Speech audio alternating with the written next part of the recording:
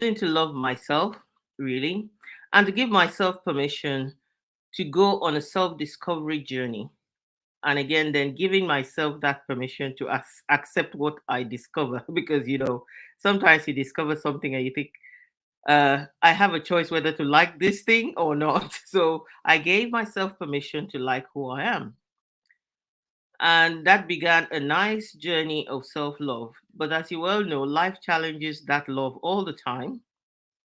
And you keep having to go on that battle of continuously loving and accepting yourself and come to that acceptance that it is worth fighting for loving yourself. This month of May that we're in, where I'm recording this show today, has all been about mental health and about loneliness. And last week I started off the conversation around the connection paradox. That is people like myself who love to connect yet love our time on our own.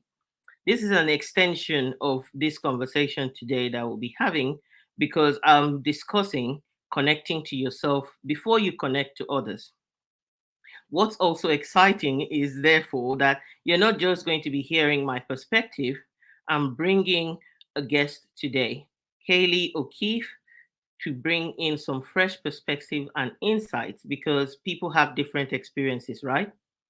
So I want to say hello and welcome again to the Visionary Introverted Woman Show. And I am your host, Patience Ogunbona. I am an introvert, visionary, multi passionate woman, leader, and entrepreneur. And I love to have rich conversations. And I bring you talks and on topics that will help you really to leverage who you are as an introvert, leverage those strengths, and I share actionable strategies as well for success in life, business, career, and leadership. Basically, what I show you to do and inspire you to do is to create that impactful presence to build your confidence and position yourself in life, in your marketplace, in your career, so that you can go out there and profit from who you are. So that is what I'm here to help you achieve with this show today. And basically, I know that you're going to have a fantastic time. Like I said, I have a guest who I'll be bringing on board to come and share her perspective with us. So let's welcome Kayleigh to the show. Hmm. Welcome, Kayleigh. Hi, Patience. It is so great to see you. And I felt everything that you just shared about the purpose of this conversation, why it's so necessary. And I'm just so happy to see you again. So thanks for having me on. Yes, yes. And when I introduce, you understand why Kayleigh said again, and I brought her again because I want her to stay in my world. When you talk about loneliness, distance does not stop you from connecting with people so that you don't feel that you're lonely because you have that connection. Anyway, we will talk more about that. But let me introduce Kayleigh to you. She calls herself a movement creator, which I'm very keen to know more about and what movement that is. Mhm. She's also the founder of Soul Excellence, which is a publishing company. And I collaborated with alongside her uh, as a coach, a book coach, and someone who creates great quality resources for people alongside other fantastic, fantastic human beings, 17 of us together, creating a best selling self leadership book called The X Factor: The Spiritual Secrets of Successful Executives and Entrepreneurs. And she's also a speaker. So she's showing us the book there, as you can see. It's a beautiful book. The X is so big you can never miss it. And I gifted somebody a copy of the book last 2 weeks ago after a radio interview. I felt that that was a book to gift to him as somebody who is leading in the current climate that we're in, a very necessary book. So welcome again, Kayleigh. First, tell us where you're talking to us from. Oh, I am coming to you live from a very rainy morning in South Florida in the United States. And we just had a beautiful long weekend here. And it feels actually kind of nice that it's like gray and cloudy and rainy. So my introverted side that likes to get cozy and cuddle up with coffee and a book is like really feeling that today. That's good. Especially, I like the fact that it's rainy and gray there because Florida is one of those places we in the UK get jealous for the Right. sunshine there. So we kind of think this is great that you're having a little bit of a piece We're having of a the taste of your gray life. weather that we have. So we are having the in between sun as well as gray weather. And you mentioned that your introverted side. So, if you were to introduce yourself, would you say you are introverted, ambivert, or extrovert? So if you had asked me this question, I think a year ago almost when you and I first met, my answer would have been introvert. And then maybe 4 months ago, ambivert. And now right now I'm like, "Oh gosh, maybe I'm actually a little bit more extroverted." And what I'm noticing over this past year is the more that I come into alignment with who I am, and the more that I surround myself really only with people that light me up, that share the mission, that are also dreaming big, that also desire a free and flourishing society, I'm actually noticing that I don't have to be as introverted as I had been my entire life, where I think I had been sheltering and shielding and hiding to some Mm, extent because I did struggle to kind of navigate the world sometimes. And I would think like, oh gosh, there's so much more than just the material. Like, don't you all see it? And they're like, no, we don't see it. And so like, okay, let me go back to my books, back to my reflection, back to my journaling. So I think I would say ambivert at the moment because I really straddle the line and I value that time alone to reflect, to absorb, to connect. But the more that I'm doing the work that I'm truly meant to do and is my God-given purpose, the more that I feel just more comfortable and energized around people these days. So it's mm. been a journey.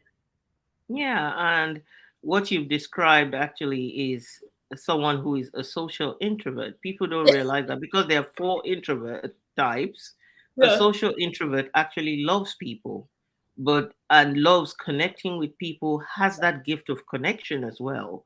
Mhm. But the main thing is that introversion means that they also need downtime. Yes. The difference between a social introvert and an anxious introvert is an anxious introvert is worried about if I take the downtime, people won't like me.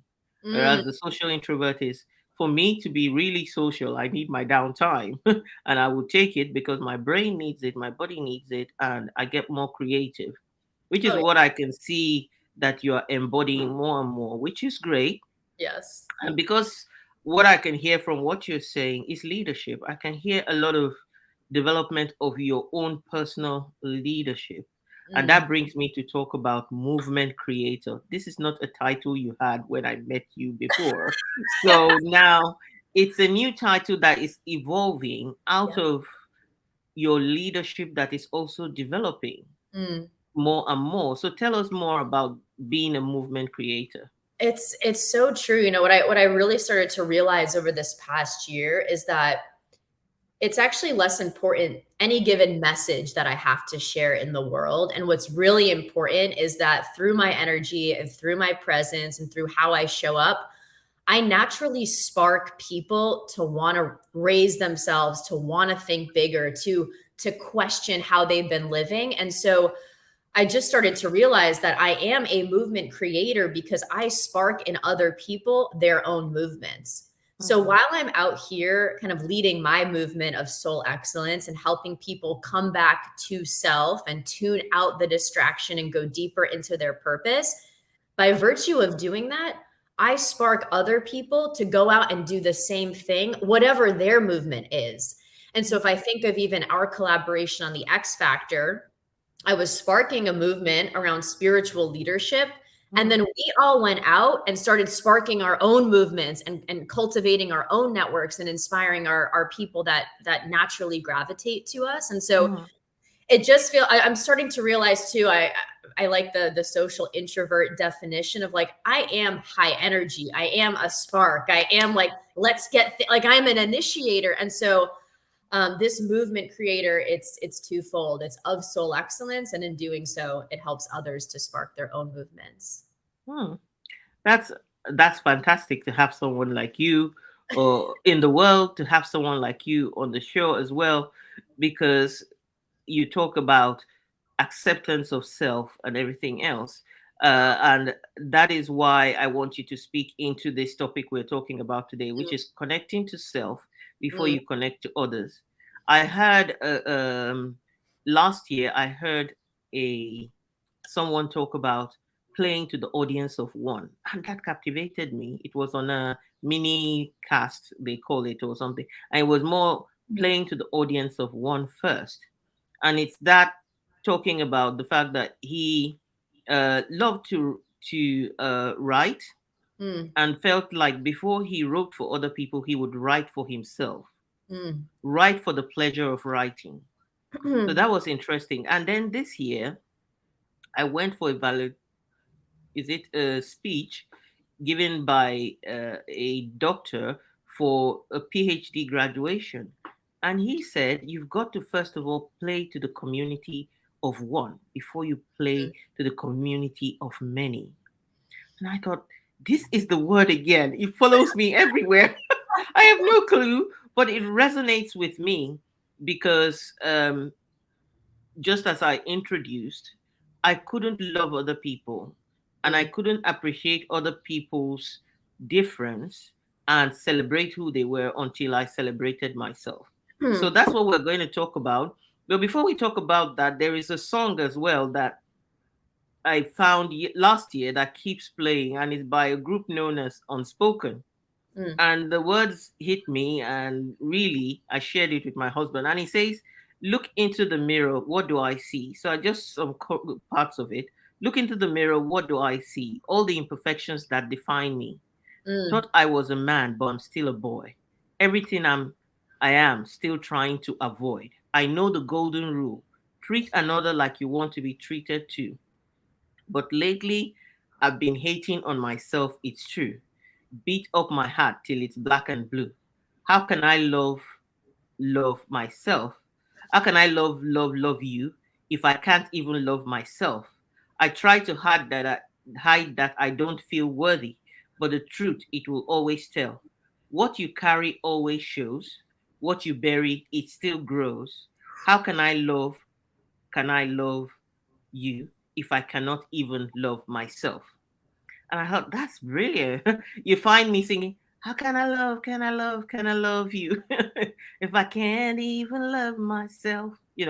So that is something that I think, with the theme of loneliness Mm, and people really isolating themselves during the pandemic and now coming out, especially with introverts, you find yourself getting back and shrinking back into your shell. mm. And now you want to come out. And one of the things you want to do is to be accepted for who you are, because you tasted how giving yourself permission without giving yourself permission because you were forced to. And you Uh, thought, yeah, the world stopped. And I was able to be my introverted self with no questions. Nobody was asking me why I'm quiet because I didn't have to go anywhere to make the yep. noise. So basically, what does it mean to connect with self? What if I asked you what that means? What would you say it means? Oh, this is such a good topic. There's so many things that I want to share, but um, what first comes to mind is actually an experience I had over the weekend. And I went to a yoga class on Sunday morning, and you could call that part of my self care or self love ritual. And we're in the yoga class, and at the end of class, it was 98 degrees in the room. I partly do hot yoga, so then the Florida heat doesn't seem so hot when I come out of class. And we're laying in the fetal position, and the teacher reminded us that, we are here for self-love. And it hit me in that moment, though, that self-love, and we're in a culture now where there's a lot of discussion around self-love, and I think a lot of people still view it as selfish, that it Mm, is putting yourself first and it's not caring about others. But what came to me so clearly in class on Sunday, just out of the blue in this meditation, is that self-love is actually source connection, or mm, God connection, or connection to something greater than ourselves. And as I was sitting there, I felt that, and I felt like, oh, this self-love, it's not like fake self-esteem. It's not like, it's something so much deeper than that. And it's actually stripping away the crap, including and almost especially our own thoughts about who we are, what we're not, how we compare to others. It's stripping that away to then just connect back into something bigger than ourselves. And I think it's through that we actually get to really look at ourselves with wonder. You know, like when you look into the eyes for the, like, that first time that you look into the eyes of someone that you love or you're falling in love with, and you just notice everything about them, like their eyelashes or their eyebrows or a freckle. And it's that sense of wonder and beauty. And yet, you know, that person is looking in the mirror and probably judging, oh, I have too many freckles, or I don't like this thing. And like, you're seeing them with those eyes of just like, just beauty and wonder. And I just feel like when we can look at ourselves that way, and how God may see us or creator might see us, like, that's where we can just say, you know what, these thoughts that I'm having, what if they're not true? And what if I don't have to accept them? And what if I can just take a moment to breathe and tune out and remember who I really am, which is, like, we were this way when we were born, when we didn't even have thoughts or thoughts that we remember. Like, we are love. And so to me, every time now, this whole week, I'm sort of practicing, when I say self-love or self-care, I think what I'm really saying is connection to source, connection to God, connection to something deeper. And that does light me up in a way that I'm like, okay, just taking a bath with candles, that's nice. But like, the purpose of it is to just honor myself. Yeah. Like someone worthy of love would do. You said something very profound. I don't even know that you realize you said that. We are love. And you know, a baby comes out and suddenly that child does something to the people around. They take one good look at that child and it's just pure awe, pure love. You find a grown man crying like, I participated, I made this, this is so awesome. You know, cry. And they can't understand why they're crying. They just cry. And that's it. We come out and we are love, because what it took, the battle it took for us to get here, out of 1,000,000 to 1 chance, we made it. Yeah. And we made it. And somebody, if you're spiritual, he says we made it intentionally. We were not accidental. It also says that when any hair on our head falls down, that's amazing. Considering you looking at your hair, you think one falls down and God notices. That's kind of like amazing for somebody to say that. But if it is intentional, it means he put every strand and he knows when ones fall off. That's how awesome we are. But one of the reasons why we grow up, I think, with the judgment of I'm not good enough is judging ourselves before others judge us. Looking at another person and going, if I judge myself, nobody, I think I've already judged myself, so that person won't judge me. And it's that harsh judgment. Plus, another thing is we are then defined by what we do, not who we are. Does that person? What we do begins to define us. So I think that those are some of the challenges. And over time, your identity is defined by somebody else. What people don't understand is you've got to then discover. You know, I always say this, a Mercedes comes with a manual, but you don't. You're going to have to write the manual. It's so hard. But then before you even write the manual, your parents have written it. They called you Kayleigh. Why? You know, you're like, would I have called myself Kayleigh? I don't know. You know, I remember when I was young, I changed my name and I said, I call myself, I'm here for God. Like when things happen to me and they are so, and I'm so upset, I'll be like, I'll use my language and say, Utenwojo. That means I'm just in God's hands right here. And I said, that's the name I want to call myself because at the moment, everything feels so uncontrollable and I can't control it. You know, that is why I think I need to call myself, I'm in God's hands here because if I could do this, I would do it differently. Yet I can't because somebody else is holding the control. Mm, And that brings me to talk about this big part of either connecting with ourselves or mm. connecting with others or connecting at work and relationship. It's all about the control, the power relationship. Control is power, isn't it? So what would you say about that? How big a part does control play in the whole connecting either with yourself or with others? And when you say control, do you mean our ability to be intentional about how we're showing up or the work that we're doing? Like, just how would you define that a little bit more? Yeah, to be yourself. So to right now you are in charge. You can go where you want. You can Mm, create a movement that nobody else has created, for example. But it's all about you think to yourself, okay, if I'm going to do that, somebody else might not like it, and I don't want to be controlled by that person. So you're not connecting, or you don't feel in control because somebody else has defined your journey for you.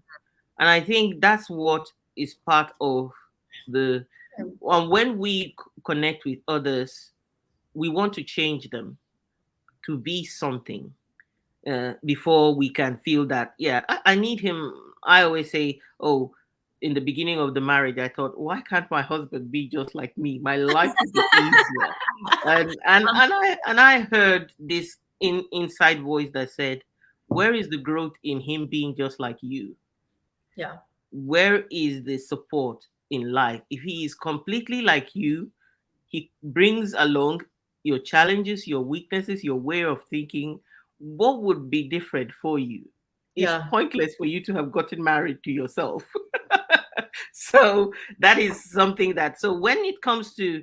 maybe control has a part to play in connecting with ourselves, where if we don't feel in control, we can't connect with the person our environments have created, just speaking into that or something. Yeah. Yeah, I feel so I do think that as humans we have this natural desire to want to control our environments and people and situations because we desire safety. And of course, we it doesn't take much for us to see how little control we do have over most things in the Mm, world and around us, including our spouse or our partner. Like, no, it control really ends with our interpretation of the world and how we respond and how we choose to show up and how mm, we choose to be. And so when we really understand that the only thing that we can control is, I won't even say how we're feeling, but really how we're processing and the meaning that we're making of situations. And we can make things mean something positive and growth oriented, or we can make something mean that, we're unlovable, that we're not worthy, that we shouldn't be out there doing the work. And so I think control over the meaning that we place on things is absolutely within our realm mm. of what we can control. And I've really come to believe that, the last 2 years for me have almost been a detox from this high achieving corporate world, this high achieving tech world. And I was looking and starting to reflect that a lot of the way that I showed up there, though, was I was trying to control how other people perceived me. Mm. And so often we're trying to control people's perceptions, or we're trying to behave how we think others think we should behave or what they want from us. And we don't even know what they want from us, but we are like, oh, our parents want us to behave this way. My colleagues must want me to behave this way. And we're like operating in the dark so often when we do that Mm. because we're not in the other person's mind. And so the last 2 years, my own journey, which includes a daily writing practice and a lot of time to just, I would say, clear out the gunk in my head so I can get to the real stuff. It's like, cool, Yeah. let me write for 30 minutes. The first 20 minutes is just like, it's just stuff and it's judgment and it's opinion. It's like the lowest, it's like not interesting and it's not inspiring. And it's because it's not true. It's Mm. all just made up stories. And when I can release that and come back to self, then I'm like, oh, okay. I can now actually start to connect with people because I'm less worried and just realizing that I can't control what they think. And me trying to control people's perceptions gets me in the world of people pleasing, which as introverts we love to do because we don't Yeah. want conflict. And so we're Mm, like, okay, let me just make you happy. And every time we do that, we like chip away at our own sense of self if we're doing things that are not in alignment. And, one of the authors in our collaboration, The X Factor, Katrin, who talks a lot about servant leadership and selfless leadership, she mm, speaks to letting life live through us mm, versus controlling everything. And I paid attention to that message over the past year where like I'm just noticing, for example, like all of a sudden I'll want to go on a run. mm. It's like I didn't really think of it. It's like it just came through me of go on a run. Like it for you, it just came through you. Like, let me reach out to Kayleigh and have this conversation. Like, Exactly. are we really controlling that? And Or be is it willing to explore that. Be willing yeah, to explore that. Yeah. exactly. Like what am I being called toward? And really just Mm, testing that. And actually, here's last thing I'll say on this, and I'm sure we can go more into if we want to, but mm, I feel right now in the world, if we live online, if we're on social media, if we're paying attention to the news, our attention's being hijacked constantly. yes. It's like we're being told what to care about and what to pay attention to, and also how we should feel about it and how we should think about it and how we should respond to it. And I just feel that of course that takes away our agency and our ability Mm, to really explore our own preferences, our own responses to, oh, you know what, maybe not have an opinion the second something happens and sit with it for a little bit. And so yes. it's a tall order right now. Is like we're the first generation in human history to be living through this massive transformation that's happening with technology. And Yeah. the more that we can say, okay, I see that I'm trying to be controlled by my environment. I don't have to be. And it's just even knowing like I don't have to be, and I can come back and just say, what do I want to explore? Maybe it's not what mainstream wants me to explore. Who do I Mm, want to be? Maybe it's not who I've been being the last 15 years and there's something else. And so that's when you step into the unknown. That's where things get interesting, where things get kind of scary, but where possibilities are endless. We just have to be, I think, like brave enough moment by moment to go there and not just stay stuck. and I like, there's so many nuggets there. I didn't even know which one to begin to When I pick. talk, we go But deep. but I think one of the things when you were talking that became clear is control is twofold. One, taking responsibility for the change Yeah. that needs to happen in you, through you, by you, and in so doing, you are being authentic and being vulnerable. I always like the word vulnerability because you're going to have to, you can't, then that's the second part of control, is where when people see who you really are, because you're letting yourself take charge of letting them see what is still changing, what is still a work in progress that you're happy with, because you're writing the story, you know. But also the control, and making sure that you're not handing over that control to people to create the narrative by controlling what comes in your environment. Mm, I think if you cannot be authentic, you become lonely as well. mm, Because each time you're connecting with somebody, your real self is not turning up to that conversation, it's mhm. not turning up in that relationship. So without authenticity, there cannot be genuine connection, and therefore there would be loneliness.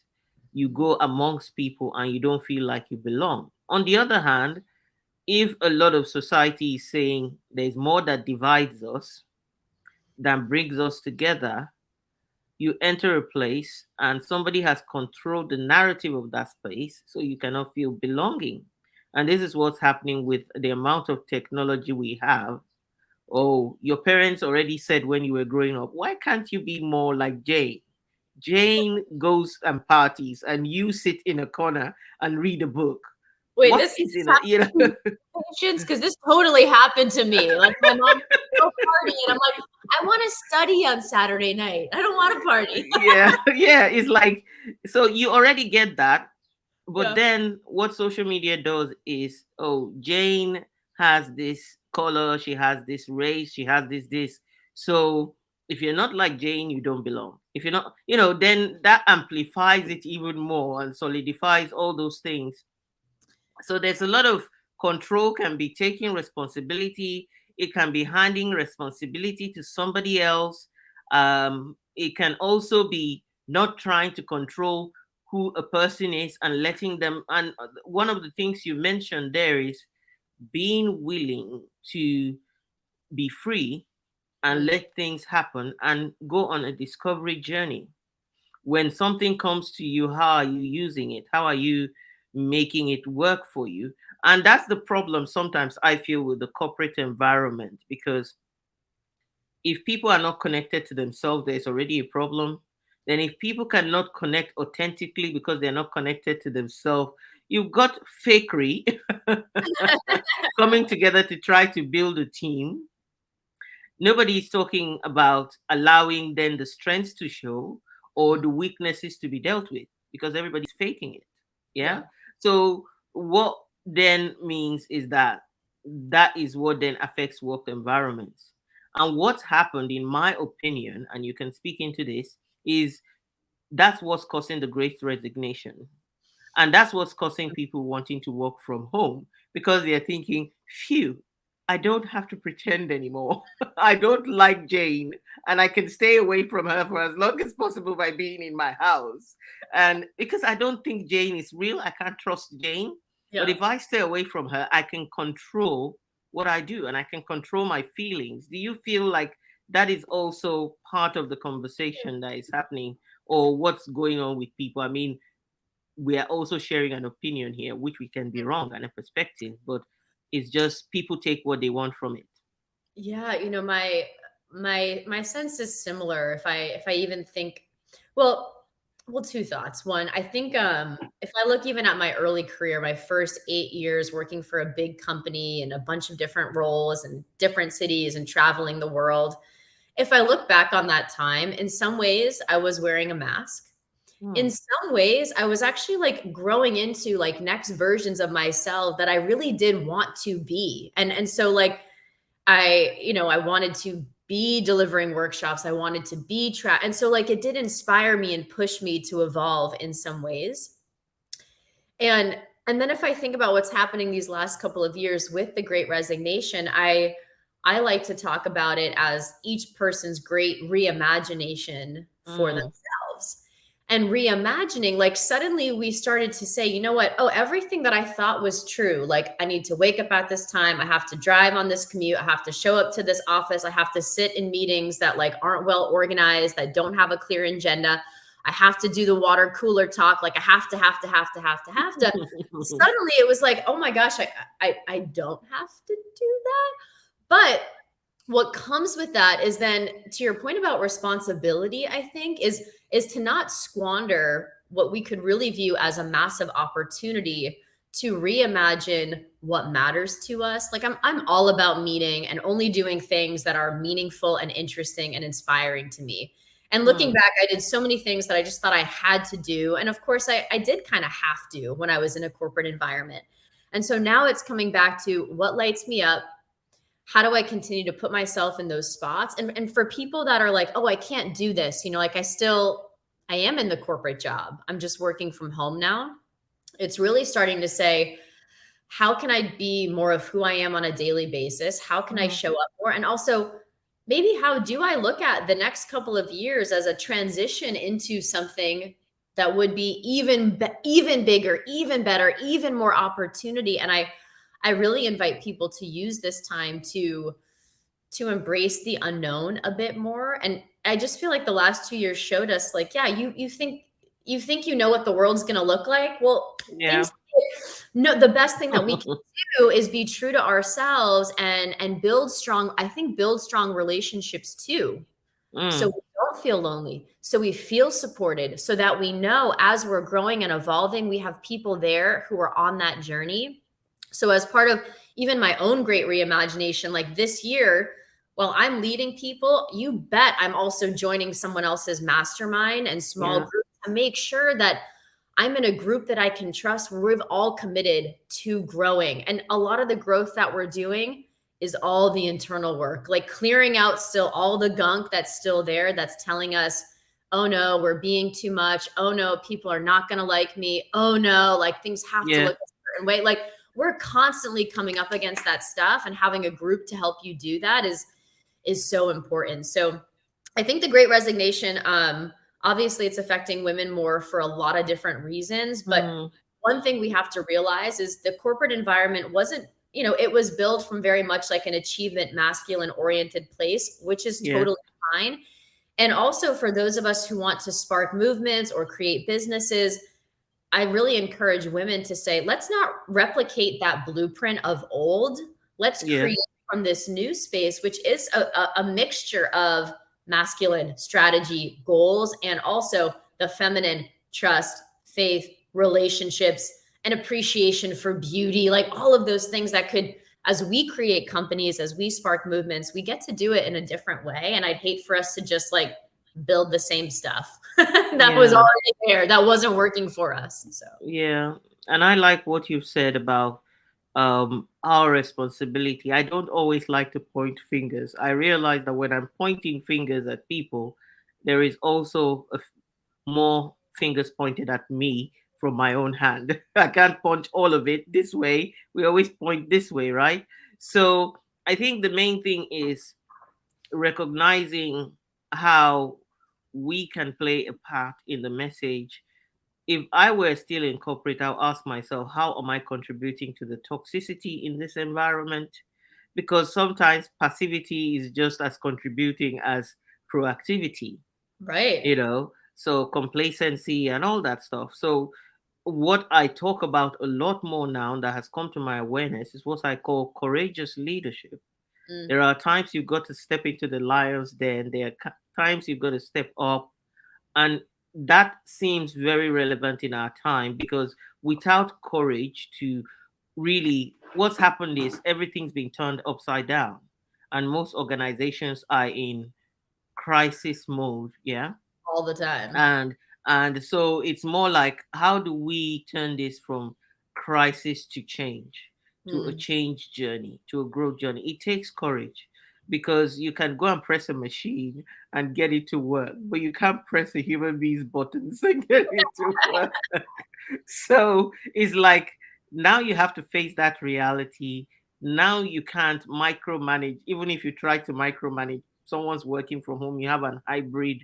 It's challenging, and we have to accept that it's challenging. yeah. We have to accept that everything has become challenging, but challenge means change, and Mm, change equals growth, and mm, growth equals capacity to deal with challenges. It goes round in the circle. mm. So really, that's But brilliant what you've shared.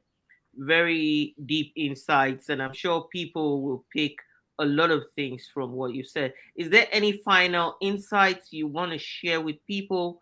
If I said connection as an introvert is really tough for me, and I would need some tips for someone like you who is a movement creator, a mm. movement has to build a tribe and things. What are some key nuggets that you want to leave with people in terms of connecting with others Yeah. So and number one, even with themselves, even? yeah, I mean, number one, it is coming back to connecting with self. But as I shared, what I'm starting to realize is that it's so much deeper than that. It's connecting to source. It's stepping really into the virtues of wonder, curiosity, joy out. I find when I'm around a lot of introverted people like myself, there is so much analysis, so much judgment, so much like instant trying to make sense of things. And I would Mm, encourage all of us to press pause on that for a little bit and to mm, step into wonder and curiosity. So even just this week, waking up and just looking around at your environment with curiosity and saying, "Oh my gosh, like I'm staring out at a high rise right now." I'm mm. like just imagining the people that had to have the idea, the people that had to come together to build it, the people that designed the interior. Like you can just look at a building and sit and be in awe of it, let alone nature, let alone people. And so when we do that, we just start to retrain our brains because let's face it, like we have been operating this way for as long as we've lived, Yeah. like the judgment, the analysis, the I'm The operating system. Yeah. it's not going to happen overnight. So stepping into wonder, number one, connection to source. Number two, like a lot of introverted people, we do love to write. We do like our own reflection time. So just make it a little bit more powerful. Ask yourself better questions every day. Mm, Like, what would really light me up? Where do I find myself being drawn to? Who just came to my mind? Reach out to that person, send them a mm, text, like connect. If they came into your awareness, it's for some reason, do that. So introverts, let's ask ourselves better questions, not just yeah. like, why am I like this? Or why is Yes. life so hard? Like those questions you've asked yourself, I'm sure you've gotten a lot of different answers, and I'm sure they haven't helped you that much. So, like, Mm, questions. And then finally, I mean, the best part about technology is we do get to find groups of communities that are not in our exact location. So you and I, we get to connect. We get to have a conversation like this that totally lights me up, that's starting my day off in the most beautiful way. So we get to do this now. And we have mm, to take responsibility as introverts for finding our people, mm, and it doesn't have to be a constant cascade of nonstop interaction. We get to be super deliberate now about who we mm, spend our time with, the spaces that we show up, and what we share about ourselves. And so starting to shift that too of like, what are you putting out there? Taking yeah. responsibility for how you're showing up. So those would be my tips for the weeks, but it starts with some wonder and curiosity versus judgment and needing to like have answers all the time for questions that aren't even the right ones to ask for the most part. Very powerful. And what I get as well is curiosity leads to creativity, and creativity makes you a problem solver, Yes. and part of the solution. And what we need is people that are part of the solution in our world today. Yeah. So, really, that brings us to a nice conclusion to say connecting with yourself requires you to empathize, to be curious, and ask the right questions, not trying to ask the same questions people are asking, like, why are you like this? But how can I make who I am? That's a good question. The how can sometimes be also a movement from the why now. I think, why is this broken? Okay, how can I get away from the broken feeling as well, maybe? So there is all sorts of things we could go on and talk about, but I'm grateful for the conversation. And Too. I hope that those that watch this have picked one or two things that can make a real big difference to their world, to their lives, and take it forward. So thank you so much for being here, Kayleigh, and I appreciate you. Yeah.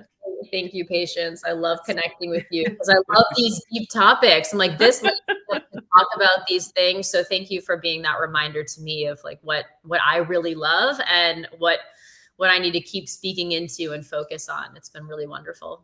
That is brilliant. Thank you. So, as is usual for us to end the show, the Visionary Introverted Woman Show, we always have quotes. I love quotes. Mm. So, I have two for you today. And the first one is love yourself first, and everything else falls into line. You really have to love yourself to get anything done in this world. And Mm. that's by Lucille Ball.